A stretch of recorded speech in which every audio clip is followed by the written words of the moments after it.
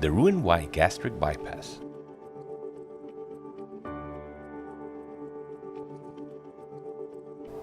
Surgery starts by placing several trocars strategically in the abdominal wall. Once placed, instruments and scope are passed in order to visualize and mobilize the intra-abdominal contents. The normal flow of food passes from esophagus to stomach to the small intestine, where the food mixes with the stomach acids and digestive enzymes and absorption of nutrients takes place.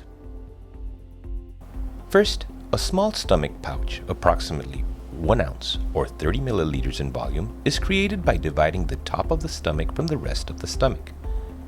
Next, the first portion of the small intestine is divided, and the bottom end of the divided small intestine is brought up and connected to the newly created small stomach pouch.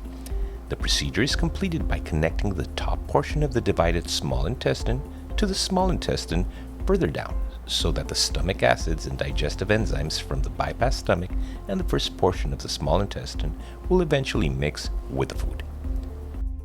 The gastric bypass works by several mechanisms.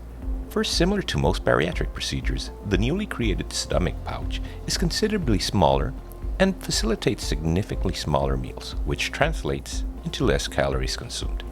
Additionally, because there is less digestion of food by the smaller stomach pouch, and there is a segment of small intestine that would normally absorb calories as well as nutrients that no longer has food going through it, there is probably some degree of less absorption of calories and nutrients. Most importantly, the rerouting of the food stream produces changes in gut hormones that promote satiety, suppress hunger, and reverse one of the primary mechanisms by which obesity induces type 2 diabetes.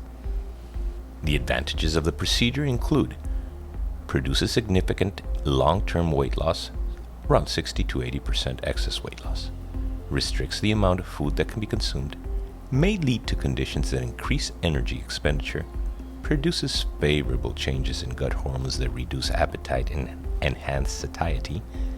The disadvantages include: it is technically a more complex operation than the adjustable gastric band or the gastric sleeve, and potentially could result in greater complication rates. It can lead to a long-term vitamin and mineral deficiencies, particularly deficits in vitamin B12, iron, calcium, and folate.